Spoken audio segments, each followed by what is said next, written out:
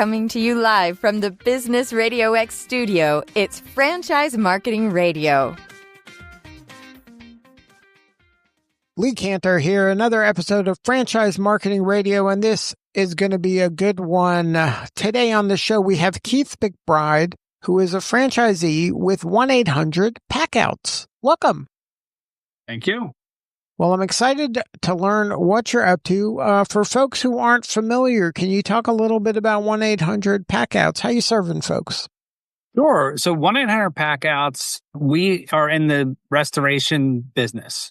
So if you have a fire or a flood in your house or storm damage, what we do is, you need to have, the water taken out off the rug. You need to get the walls potentially cut, and the furniture and the things in the house are typically in the way. So what our franchise does is we go and we take the stuff out of the house. We bring it back to our warehouse. We evaluate it. We clean it, we deodorize it, we store it, and then when construction is completed on the home or business, we bring everything back to the customer like brand new. If there's issues with any of the content, then we can work with the insurance company. We can create what they call non-salvage lists and help the customer get what they should get based on their policies. So what's your backstory? How'd you get involved in this line of work? So I came from the corporate world. I'd worked for a cable manufacturer. So we were a supplier for cable companies and telcos, set-top boxes, cable modems, fiber optics, things like that. I had been in the service organization for years.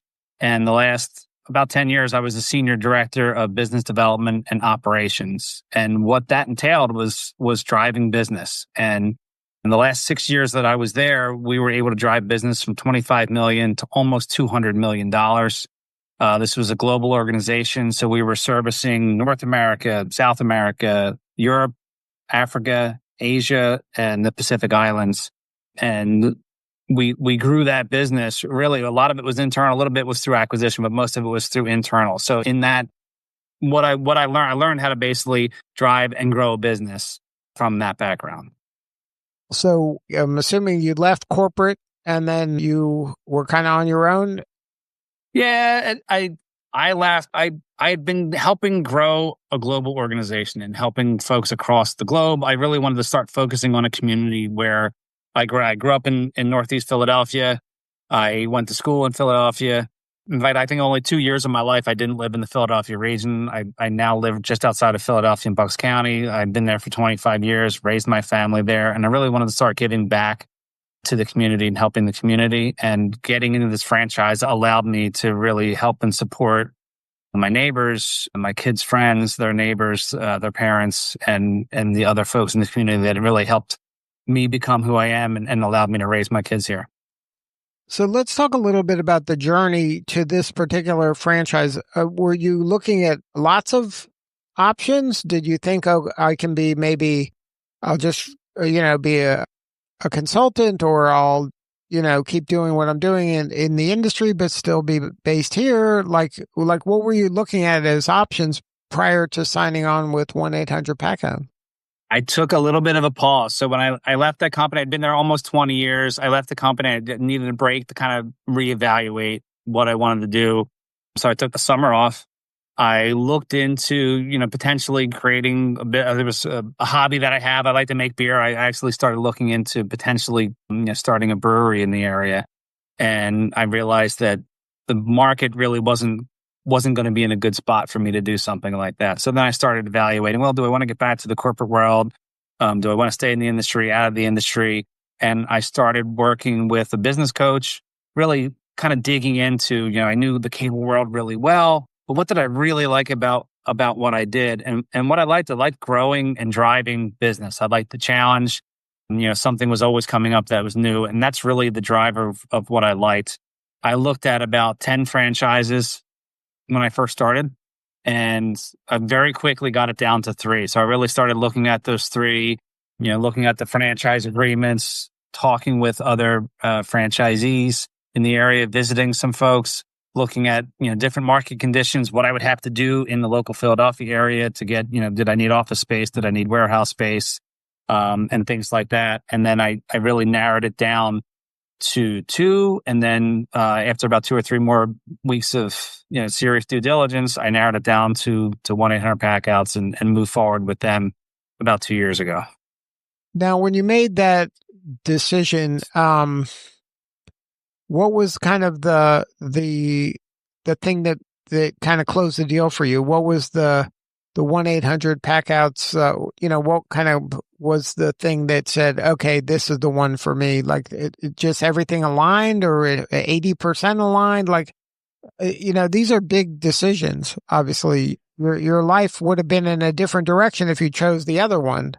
So what kind of made the difference? So what I did was I there were certain check marks I was trying to hit. One was, local. I'd been on the global side for so long, taking long flights, sitting in board meetings, kind of growing large companies and providing support to them. I knew I wanted to support my community. So that was one of the things that was really important. And that's one thing that I really like about 1-800-Packouts is it allows me to help literally my neighbors when they're in a time of need. I also was really impressed with 1-800-Packouts, the systems that they had in place, kind of a marriage of systems and structure and then opportunity. And what I mean by that is they have the tools, they have everything that you need to be successful, from project tracking tools to financial tools and quoting, inventory tracking, the things that you need to do your business. But there's also a lot of opportunity in that I could talk to the other owners. I visited a few of the other owners. There wasn't anything that was hidden there. It was all wide open. And I still continue to use that owner infrastructure. A lot of owners have been in it a lot longer than me. So I'm able to kind of pick their brains and find out some of those details. So I really like the culture, and the tool set. And, coming from the corporate side of things, I was used to, fairly structured, and, they have those tools that help you drive what you need, but there's also like just a ton of opportunity out there. And I think the Philadelphia market, it's not oversaturated with Packout companies or content companies. So I thought it was a very good opportunity to be able to drive that, right here in my hometown.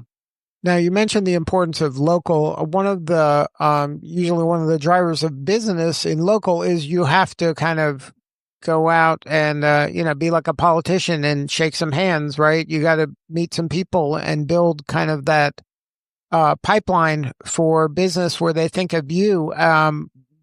Was that something that you looked forward to doing, or do they have systems at 1-800-Packouts that makes that easy? So my prior job, part of what I did in the prior job was business development. So I was accustomed to having the introduction. So we had a sales team and they would pull me in and I would get introduced to the customer. I would go through the services of the things that we did. A lot of times it was after getting off a plane and staying in a hotel. It's actually exciting to do it in this local area. I joined a whole ton of networking groups. I've met a ton of people that way. And sometimes, you find referral sources in the strangest of locations, things you would never think, or people that you would never think could drive business toward you. You drive business toward you. 1-800-Packouts provides a lot of marketing support. They provide different campaigns. They provide content that I can provide when I go to these networking meetings. I can shake hands. I obviously have the logo and everything.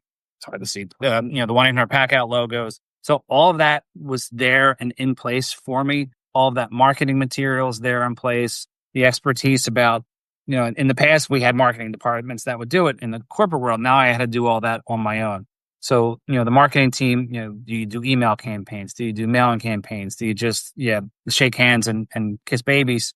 And I think the answer to all that is all of the above. And I do like doing a lot of that. The networking meetings, the lunches, and growing the local network was definitely supported by 1-800-Packouts, and it's something that I drive and I love doing. Now, in your work, I'm sure people are contacting you when they're in crisis because something bad has happened that they need you, right? Are there referral sources? Like, are you working with insurance companies? Do you have like partnerships with, kind of the first line people so that they, where they don't do the part you do, but you don't do the part they do. So Are there kind of referral partners for you in this model? And that's a big part of building that trust. So you think about now, and I'll stick with water is a little bit easier. I'll still stick with water. So, if a pipe bursts in your house, you're not calling the content guy saying, "Hey, my couch might get wet." You're calling the plumber. Plumber goes, stops the water. Plumber looks around and says, "Wow, there's a lot of water in this living room. You need to have this taken care of." I have a water mitigation company. Now, the water mitigation company walks in and looks at it and says, "Wow, there's a lot of stuff here. We need to get Keith. We need to get 1-800 Packouts out there." So, yeah, you have to build the relationships with the water mitigation, also with the plumbers. And then, it's funny, that first job, it's the first time you're going to be talking to an insurance adjuster and an insurance agent. So I think it's really important to have relationships with the insurance companies as well. I want to be known as a trusted source, someone that's fair. So building the insurance relationship, while they don't always directly send you business, it's good to get a reputation from the insurance that, I'm a good, reliable source. They can trust my pricing. And that's something that I have been growing. So yeah, insurance adjusters, insurance agents, water mitigation, fire, storm, people who support storm rebuilds, all of that, we're driving. And as you grow, like, I'm less than 2 months in or 2 years in. So as I grow, I'm continuing to find new sources. And yeah, you drive a lot of that.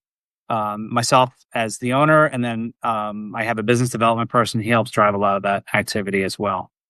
But is that something that when you get the franchise, that 1-800 Packouts has relationships with certain insurance companies, so they kind of open the door for you? Or is this something that in every local market, you got to kind of make your own friends? It's a mix. So the 1-800 Packouts has what they call third-party administrators. So they have a lot of insurance companies will work through a third party to kind of mitigate all of the different vendors that they're going to need to support different disasters that they may get from a claim standpoint. So 1-800 Packouts has a relationship with a lot of the third-party administrators. They help us navigate.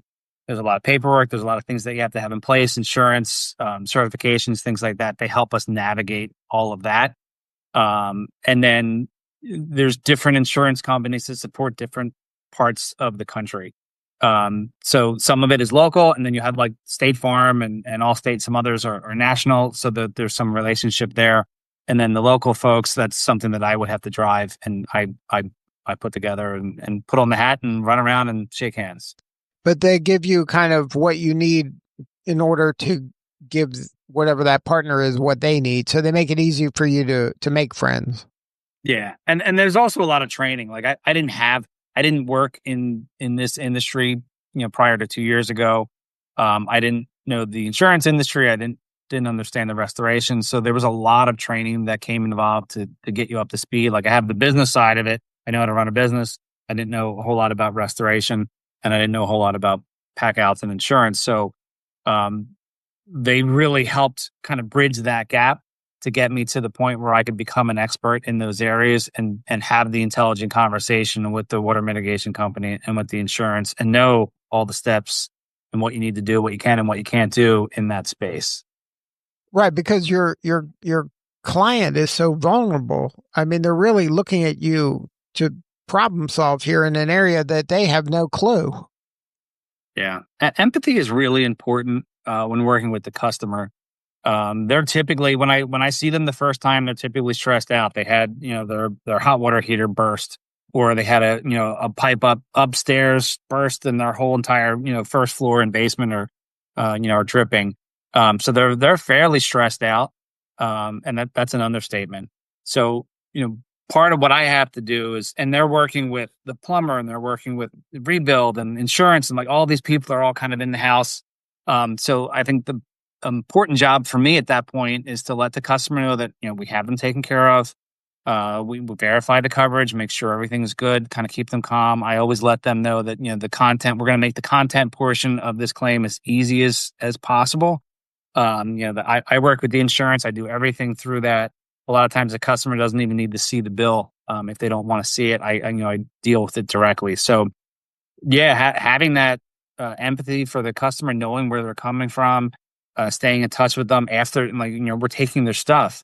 And you think the rest of the house, they're ripping up the rug, they're ripping out the walls, and then they're going to rebuild them. But their stuff, they want it to come back the way it was before this before this event happened.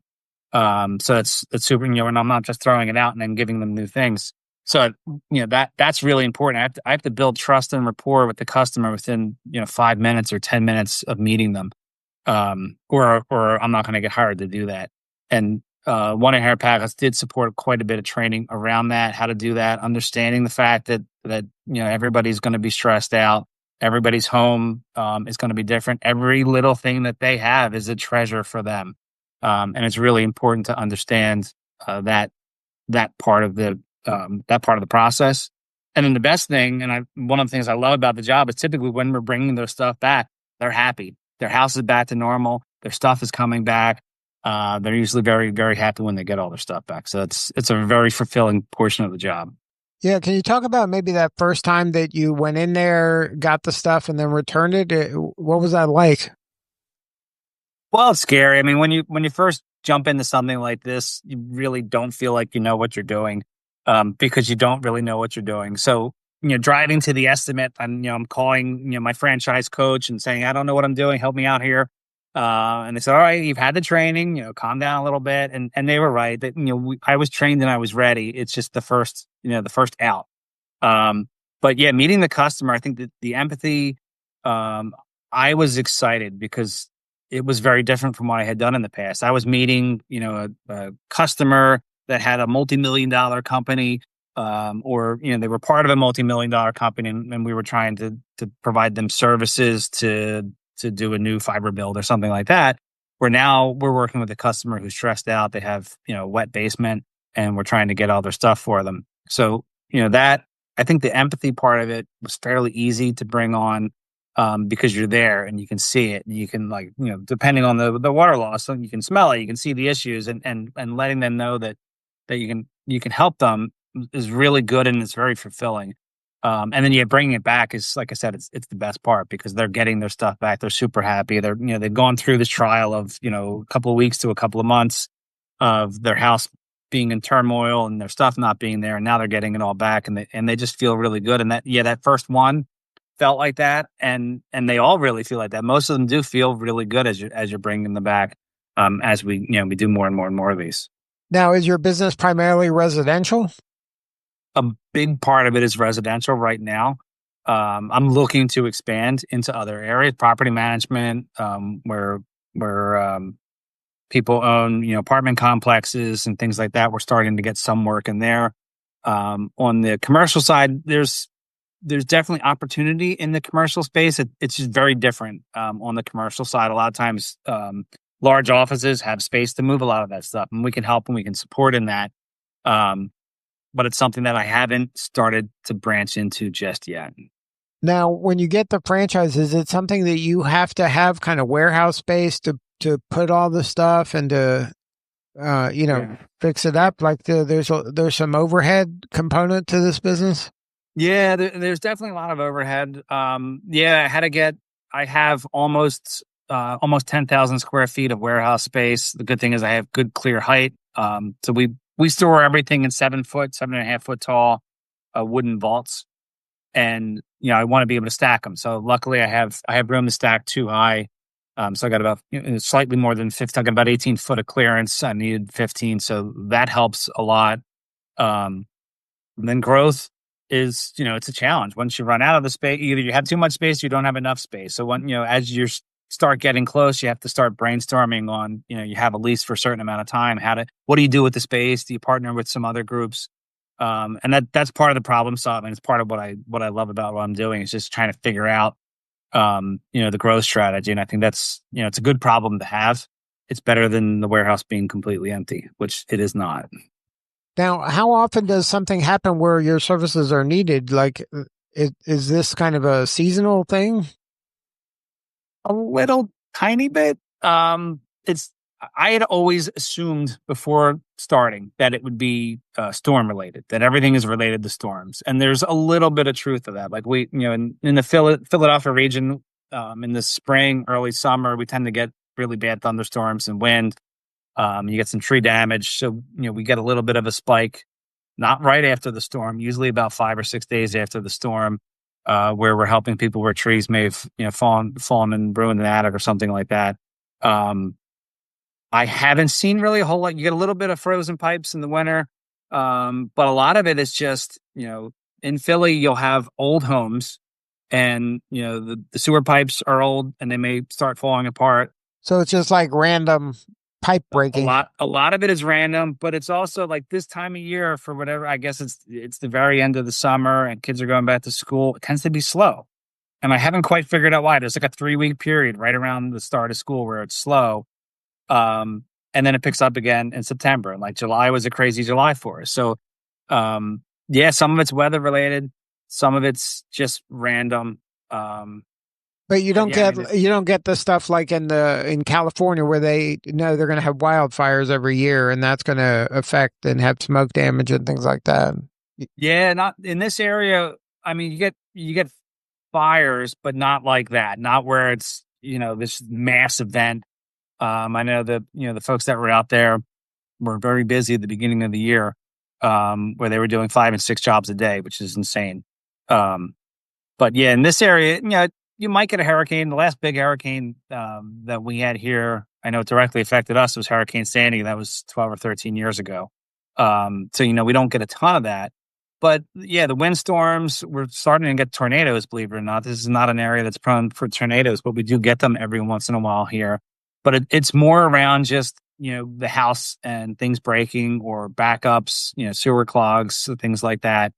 Like I said, it's a mixture of homes that, it could be 200 or 300 years old. Some of the homes here, a lot of Philadelphia expanded over the last 150 years. So there's a lot of homes with some old plumbing. And then even some new stuff. I tend to see like old homes that have issues, and then brand new homes, and the fitting was bad and it broke after a year or two. So we get things like that too. A little bit of weather related. So what's it been? You said it's been about 2 years. Is it what you imagine? Like, how's it going? It's well. So one of the things I did in the past, and pat myself in the back, I was pretty good at forecasting at the corporate level. It's really hard to forecast your first year, which was last year, but this year I forecasted and I'm doing well. I'm looking to hit. I'm either going to hit or slightly exceed what I had forecasted for this year. So that's really good. My costs are a little bit lower. My, cost of goods sold is a little bit lower. So like ultimately the bottom line is probably a little bit better, and it's projecting to do better than I had projected in November, December when I put my forecast together. So I'm very happy about that. My growth in the last 2 or 3 months has been really, really good. So I'm really excited about that and driving that and pushing that.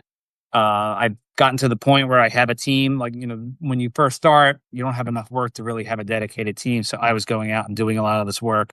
Now I have a team that does that, which allows me to really focus on driving the business, putting the relationships in place, to be strategic with some of our partners, some of our referral sources, starting to look at how do we become more efficient, and then also growth is where we're at right now. So now are you seeing kind of the fruits of your labor when it comes to the referral sources, that now they're starting to come in with some rhythm? Yes. Yeah. Rhythm is probably not like, it's a weird because it's sporadic. I mean, it's hard. Like, it happens when it happens. Yes, it happens when it happens. I have a calendar behind me that, all the jobs that we have on there are kind of I have them listed on there, and you may have like 1 or 2 jobs for next week, but if the calendar is full and you get a call, then you can't respond to it. So a lot of what we do, it's almost like being in the fire department where you're sitting waiting for the fire, and then once the bell rings, everybody runs out and takes care of it. But yeah, what happens is we had, you start with 1 referral source, and then you may have 2 or 3.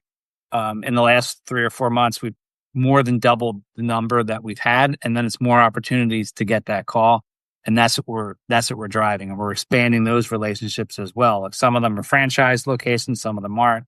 And our space, if they don't do content, it's real easy to have the conversation. Now, they may have another solution for it, but if we can get in and show them that our process can really help them help their customer, and we're going to make them look better, then that's typically, if I can get you a little bit of money, if I can make you look better and I can help your customer, why not try us? And then they try us and they like what we're doing, and then word starts getting out. So I think we're at that point where the word's getting out. We're driving a lot of that activity. And we're seeing that momentum. Yeah, and you're doing a good enough job where they're saying, "Hey, I trust this guy. He's my guy now." Yeah, exactly. Now, did you get one territory, or how does it work? When you were decided to pull the trigger with 1-800 Packouts, was this something where you were like, "Should I get 1, 2, 3?" Like, are you doing this this is my thing, or are you trying to build a 1-800 Packout empire? I'd love to have a 1-800 Packout empire. I'm very methodical. I'm a little bit, I'm conservative for sure.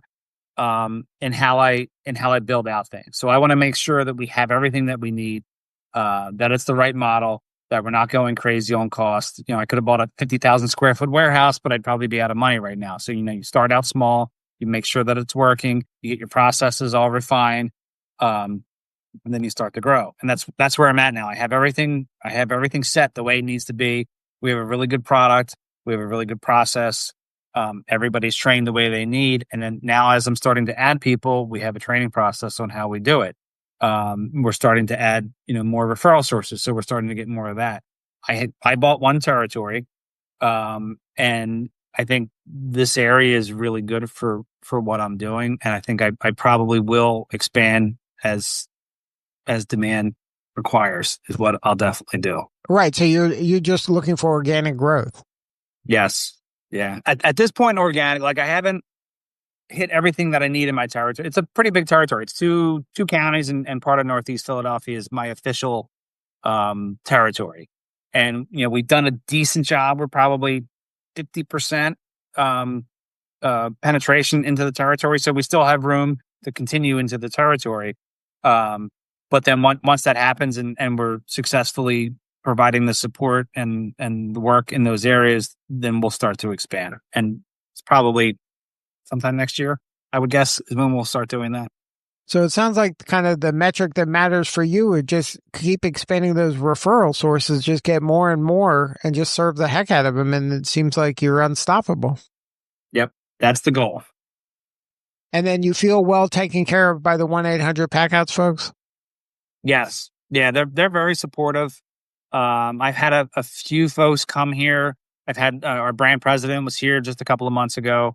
And it's funny. He was one of the ones that said, "Hey, you really need a salesperson." He was looking at what I had on my calendar. He could see there's kind of a cyclical where, I was really busy and then I wasn't busy and then I'm busy. And he's like, the reason that's happening is because when you're busy, you're in the business instead of working on the business. So getting a salesperson, and it's a guy that wears a whole lot of hats. He does sales, he does operations, he does a whole lot of things for me.